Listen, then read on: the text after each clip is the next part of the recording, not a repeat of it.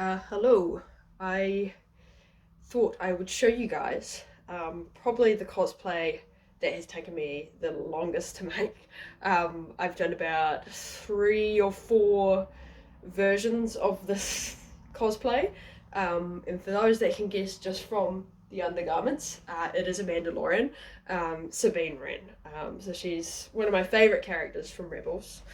I think my number one favourite is Hera, closely followed by Sabine. Starts off with the soft parts. There's a little bit of a story to this. So this is the second go at the soft parts. My first version, I didn't get the collar right.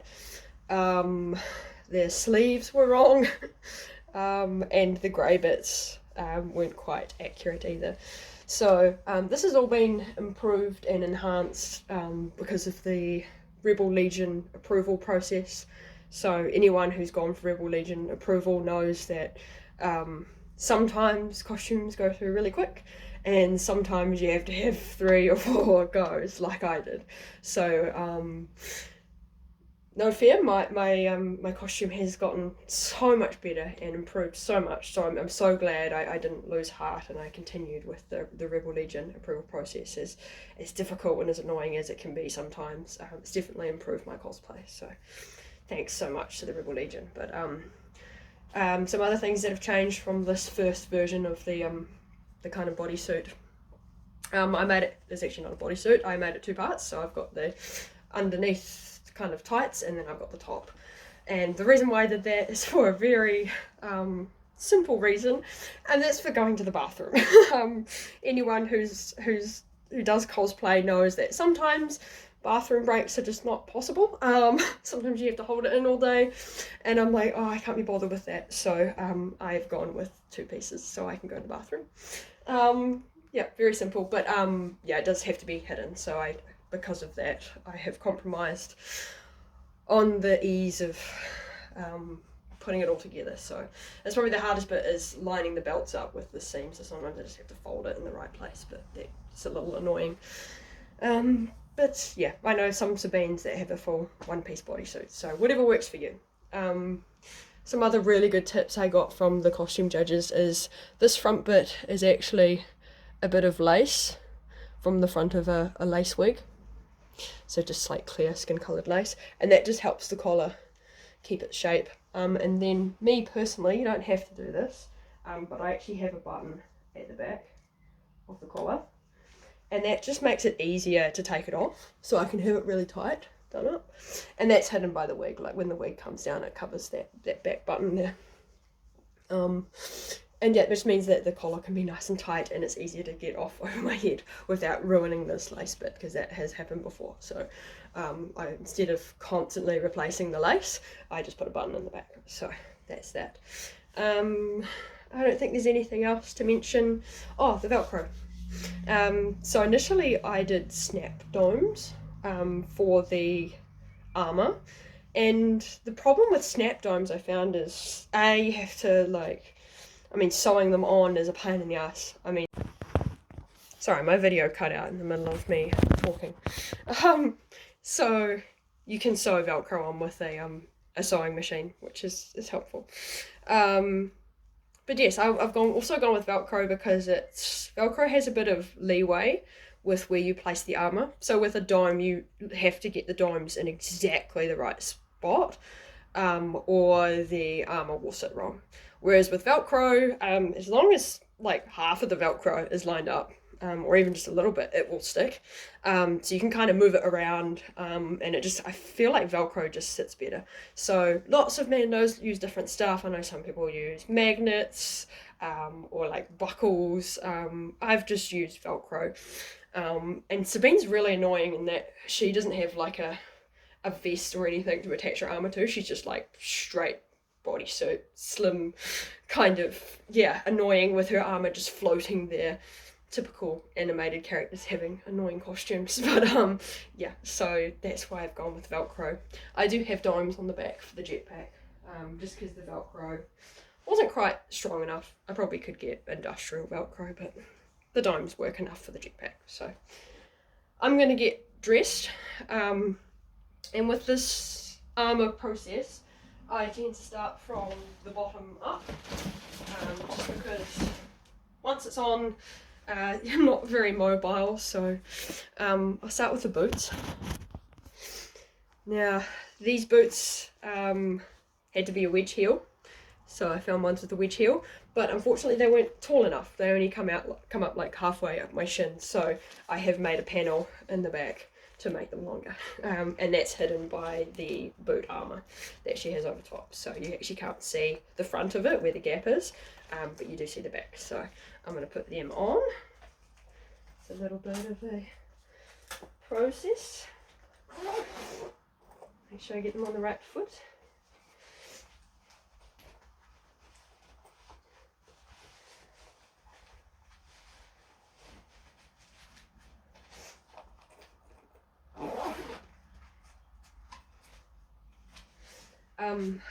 Attached to the boot, I also have this lower boot armour. So that is made out of Sintra, PVC plastic, which is the entire armour is made out of Sintra. And I have these little Velcro tabs to help attach the other armour so it doesn't move. So you get this nice gap between the armour instead of it rubbing against each other. So that's what that is.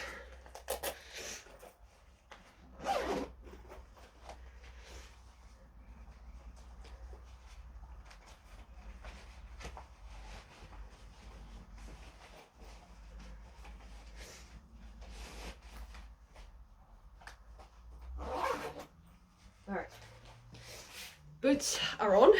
You probably can't see them, but that's alright. The next bit,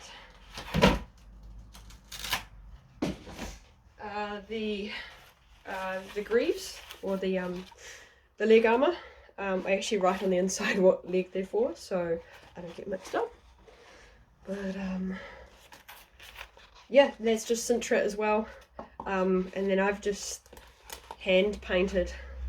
I've used masking tape for the lines just to get that exact, but with Sabine's armour it's just so colourful and so unique and custom, so that I feel like it has to be done by hand. I don't know, maybe I could have spray painted it, but I feel like there's just so many intricate details. I've done kind of like weathering and everything on all of the pieces. I think the weathering was the most fun. You just basically get to attack your perfect paint job with sandpaper and scratching it with various objects. So I've also done a kind of black wash as well, with just black acrylic paint mixed with water over the top to give it a kind of dirty look, so it's not so, like the yellow for example is not perfectly bright yellow, it kind of looks like dirty, because Star Wars is dirty, so you don't want to look too clean. But I shall put them on, and then they attach onto that Velcro bit that I said. I'll show you in a bit.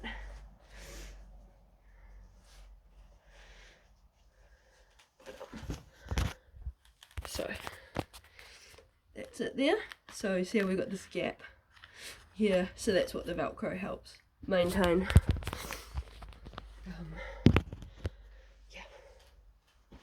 And the other one.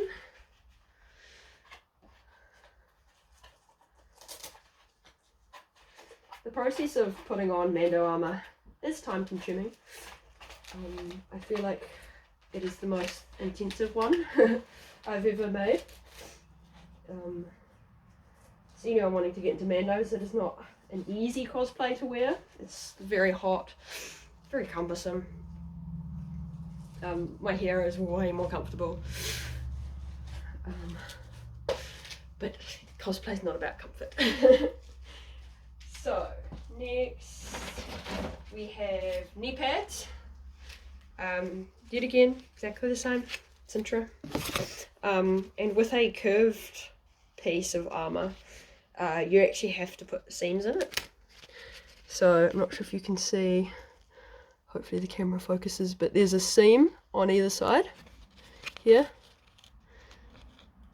And that's just when I heat up the Sintra. So initially it's a flat piece, and then you heat it up and you fold it down, and with these little seams you get the curve. And and then I put like perma filler over the top, sand it down, and it looks nice and smooth. And you can't even tell there's a seam there, so that's how I do it. I actually can't remember what way up these go. I do have a picture. Okay, so the yellow's at the top.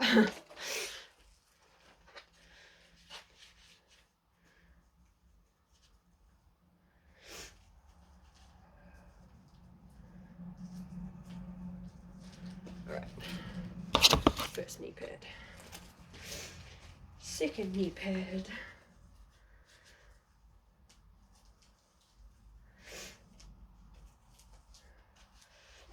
Alright.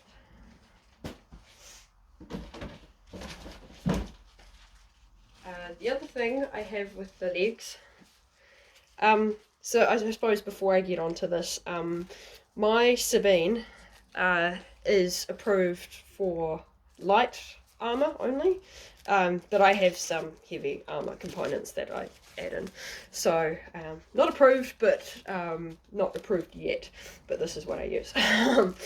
So I've just used vinyl. This was really fun to do actually, and then I've got Nerf bullets painted black. So they're literally just little Nerf bullets. They're glued in so they can't come out. I learnt that the hard way. I was losing Nerf bullets all over Armageddon. So so oh, that one's a bit loose, so I can take them out. So just a Nerf bullet. I have to glue that one in. Yeah, just hot glued, and then I have like little bra hooks on the end that attach it, and they just go around the tops of the boot armour.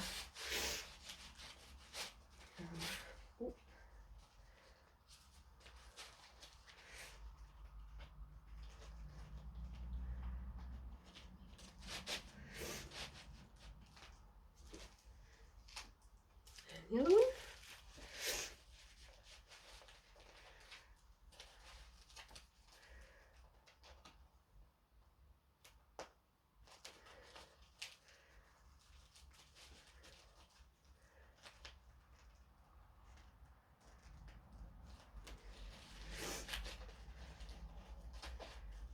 So these leg ammo belts were initially made for my foam armour. So they're a little tight with the cintra, but that's all right.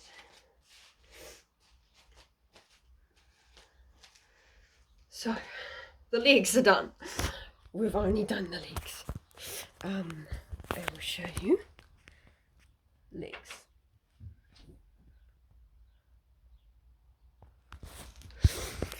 All right. Take a breath. Next, we have the belt. So before the belt goes on, I'll make sure I'm all sorted in this region, because once the belts go on, alright, so holster belt first. I just do Velcro.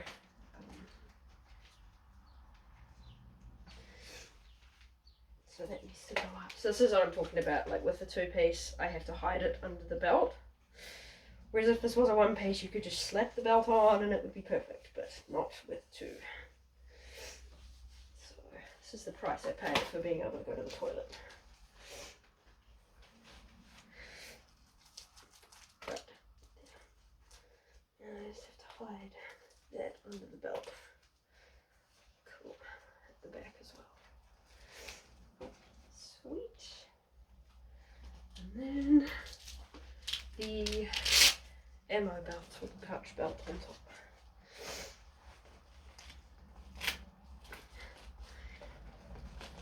So I made these belts as well, mainly from vinyl.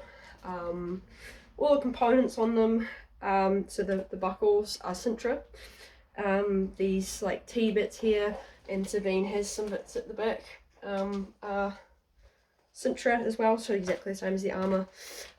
My blasters, yet again, not approved. They are foam. They're literally just a block of foam that I have cut out. That took me a long time, but were super fun. I also have safety pins on my holster to help it stick to my leg, because they kind of flap out like that. So I have it, try not to stab myself in the leg, where I can carefully safety pin it to my leg so it stays down instead of flapping around.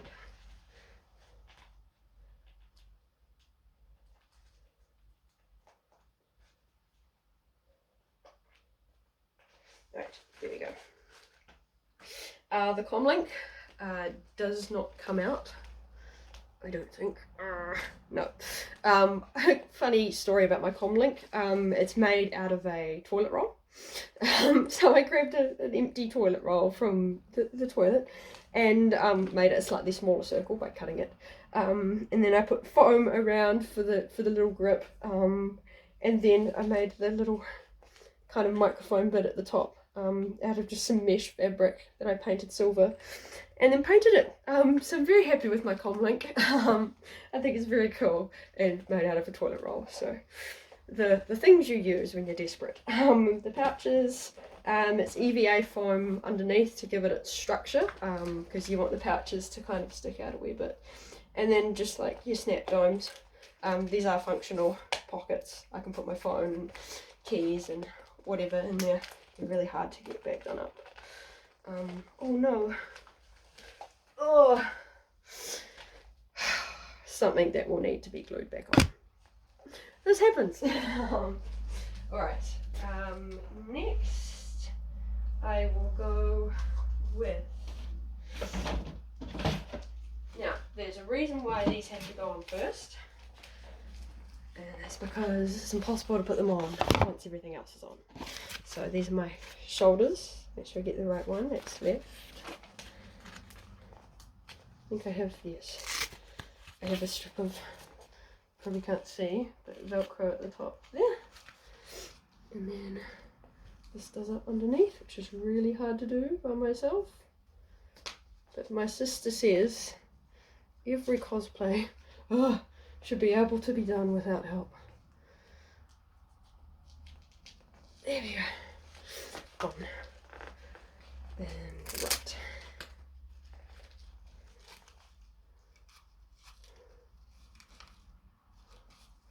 This is going to be a long video. That's okay. If you're still here at this point, I know you actually care. Right, shoulders. Elbows. These bits were fun to make. So they are Sabine's elbows armour. It's quite particular. They have to be flat when the arm is flat, and they have to be able to open when the elbow is curved. So the way I did that is just 2 bits of Sintra, yet again just curved with the heat gun, and then I put 2 little bits of foam strips on the inside that you can't see, so that it can bend, and then 2 separate straps. So pretty sure the big bit goes at the back. That kind of, this is really difficult. All my straps are elastic with Velcro sewn on. So, and then I can move it. So, open and closed.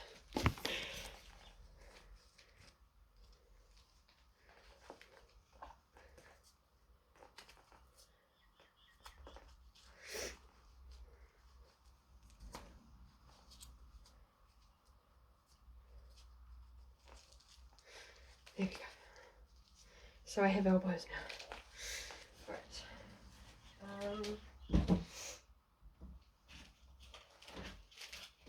At this point, it doesn't really matter what order I put it on. So the shoulder bits, these are quite difficult actually. I think I prefer doing these with help because getting them in the right spot. Just need the mirror for a second. There is a mirror here. Getting them in the right spot is a wee bit difficult. I love the paint job on these. Sabine's just so cool.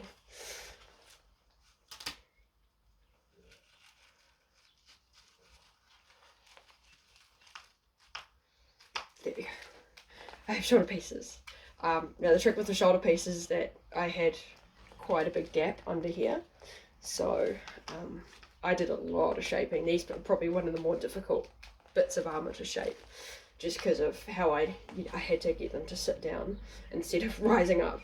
So there's a lot of Velcro under here. I've got a strip here, a strip on the top, and a strip on the back. So 3 strips of Velcro to hold this one little shoulder piece in place. Very important. So that's there. Next bits, chest armour, or as me and my sister call it, boob armour. Sabine's armour is quite unique. I watched a lot of videos from the Mando Mercs on how to shape this, but she has like a complex curve. So not only is there a curve here, so I've got a big seam on the inside there, but it also has to curve this way out as well. So you need to get that curve too. And then a curve at the top there. So, I mean, there's like almost 3 curves you have to put into this armour. So, I think aside from the shoulders, these bits were also very difficult to shape. It took me a long time to get them right. And it's just a process of heating it up, shaping it, heating it up, shaping it, going over and over and over again, and not settling for anything less than perfection. Because as soon as you paint it, you can't heat it up again. So once the paint's on, it's done. You can heat the underside maybe, but it'll start destroying the paint job. So I suppose you could heat it up, but you'd have to paint it again. So make sure you get your armour fully shaped before you paint. And this is what I mean with Velcro. So trying to get this gap perfect. So I think it needs to be a wee bit closer, so I can just rip it off. Whereas with domes, you can't do this. And I can just move it over a wee bit, and the Velcro will still stick, so that gap can be a wee bit closer. A little bit.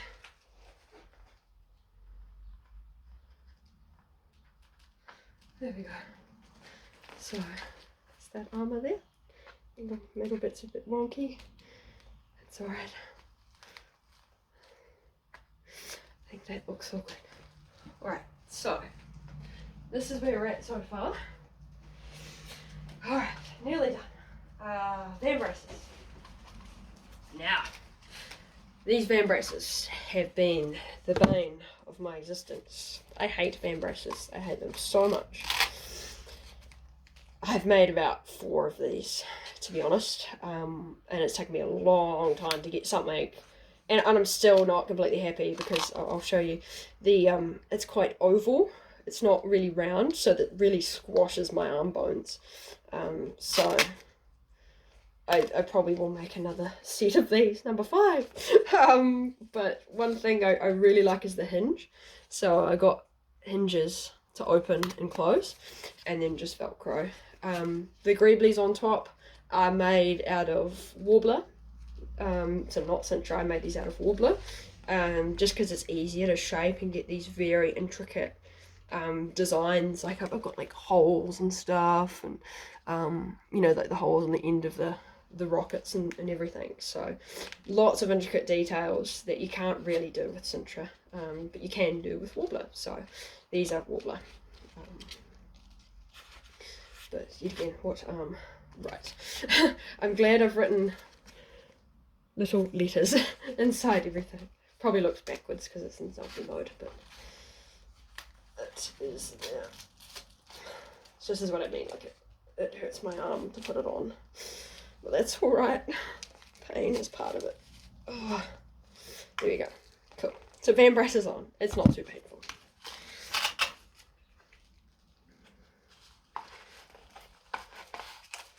The other thing with Sabine's van braces that I initially got wrong is making them too long. Sabine's van braces are actually quite short. They're about the half of the length of her forearm. So you see I've got probably another length here. So don't make them too long. Try and keep them short. And don't make them oval shaped so that they hurt. But those are the van braces. They do look very cool with them on.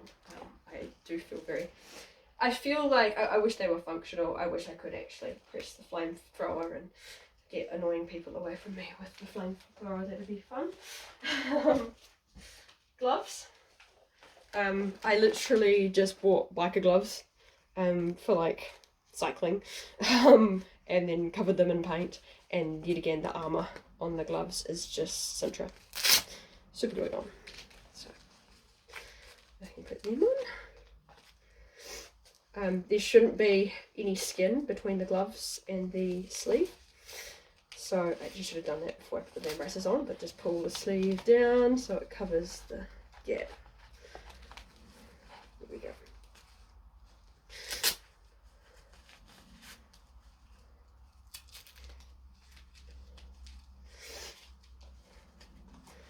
And that is the most of it. One thing which I won't put on, like I said, my sister will be disappointed in me that I can't put it on by myself, but the jetpack, I can't put this on by myself. I have to have someone help me put the jetpack on. But it's got 4 domes. This back grey bit is made out of cardboard with warbler on top to give it some structure. And then this jetpack is made out of warbler. This jetpack's not approved, and it probably won't be because it's got like ripples and stuff, which is just what warbler does. Warbler really needs a good structure underneath, which this doesn't have. It's just cardboard. So it looks really cool and I enjoy wearing it, but I think if I was going to get my heavy Sabine approved, I would make it out of Sintra, just because Sintra doesn't need a structure underneath. It holds its own. Like this armour doesn't, it keeps its shape whether it's got something underneath it or not. So I can probably reuse the middle section, which guess what it is? It's a toilet roll. Well, it's a like one of those large toilet rolls, like for handy wipes, like kitchen wipes. So yes, that's what the middle structure is. And then it's got this is EVA foam and warbler and a mixture of things, whatever I could find to get this structure looking perfect. The feathers on this jetpack were notoriously hard to do. I had to redo them several times. Just, yeah, like little details. Yet again, Sabine is crazy with her paint job, like the silver outline. Took me ages. I actually ended up getting a like silver gel pen and just did it with a pen because doing it with a paintbrush is just crazy. But just, yeah, little details like the red blotches on it all just help with the paint job. But like I said, Sabine's a crazy person. She's just so creative with her armour and the design. It's beautiful, but makes our job a lot harder doing the cosplay. So I won't put that on, but that's the jetpack. Another fun little detail, which yet again is not required, but something I thought was quite cool, is Ezra Bridges' lightsaber. So a couple of times in Rebels, Ezra gives his lightsaber to Sabine, and spoiler alert, she has it at the end on the season finale. So I just got a 3D printed lightsaber. It's not functional whatsoever. It's just a block of plastic that I've painted, but I have a little hook I made out of Sintra to put it on the belt, and I carry that around with me. Now, I do have a wig, which is not in the box. Oh yes it is, it's over here. I put the wig on last because with all of that workout, because I'm puffed, that it takes putting all the armour on, the wig ends up moving and it gets hot and it gets in your face, so I put the wig on last. And I do makeup and everything first, so I'm not going to do makeup today because I'm just showing you guys. But the wig I used, yet again, this is the second wig I've used. Initially I just bought a cheap one and cut it, and it was fine, but I didn't realise that I got the fringe on the wrong side, so it was going the other way.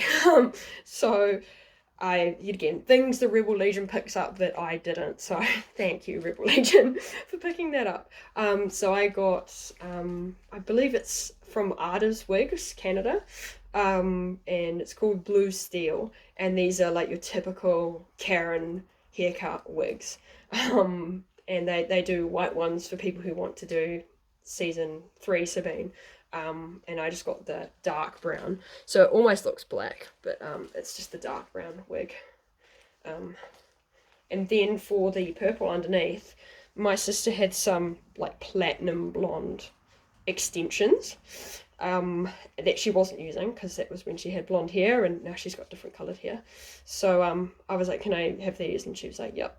And I bought some synthetic dye, purple synthetic dye, and I dyed these white hair extensions, and then I just hand sewed them on the kind of edge of this wig, onto the lace of the edge of the wig, and then cut them so that they kind of slightly hang out, the little purple bits there. So I will attempt to put this on. Maybe a little bit difficult, I don't have a wig cap on, but because I'm a redhead, my eyebrows and stuff and my eyelashes are very light, so it's gonna look odd. But when I do the makeup, I make my eyebrows darker and all that. It takes a bit of brushing and getting done. But that's the wig. I do have a bump at the back because I haven't put my hair in a wig cap properly. But yes, I like the Karen here, or Sabine here. The final part, the most important part of every Mandalorian, is of course the helmet. So my helmet is kept in a place of honour next to my TV. Now, story with the helmet, initially doing Mandos, my sister, my amazing sister, made me one for my birthday out of foam, and it was so cool. So cool that I ripped it apart and edited it and repainted it and basically trashed this helmet, trying to improve it and get it to be a Sabine helmet. So I'm sure she doesn't mind. My sister does cosplay as well, so she understands the creative process of destroying things and making them better. So anyway, but that helmet currently is in my garage. I can go get it actually. We'll go to my garage. Bear with while we are in transit. Alright, in the garage. So this is good because I have to move around in this armour, which is very bulky. Here it is. This is the original helmet my sister made for me out of foam. I coated it with Wobbler to try and make it hard. But same problem I had with the Wobbler jetpack I had with the Wobbler helmet, in that it's very lumpy, I guess is the best way to put it, and the visor really doesn't like it. So it's alright, but it's not really approvable. If I didn't care about Rebel Legion approval, I would have just gone with it, but I was really trying to get approval, and so I forked out. I saved a lot of money. I don't have the clip done on my wig, it's gonna fall off. Maybe I'll just take it off, you guys get the idea. I have a wig, it's annoying, I don't like wigs. I forked out, I saved a lot of money, and I bought a 3D printed helmet from the States. It took like 4 months to get here, and when it arrived it had 3D print lines all over it, so I had to like put permafiller in the gaps. I think you guys in the States call it Bondo, which is something to fill the gaps of the 3D print so that it's not like, doesn't have lines over it. You want it to look like armour, so nice and smooth. So I did that. It's also custom made for my head with the wig, so I measured the circumference of my head with the wig on so that it fits, and then I didn't get it with the insert because I just put foam on the inside for comfort. The rangefinder doesn't move, it's purely for show. And the visors are amazing that come with this helmet, so I'm trying to remember who printed it for me, but I might put the comments in the description for the helmet. Highly recommend. Awesome helmet if you're looking at doing a Sabine.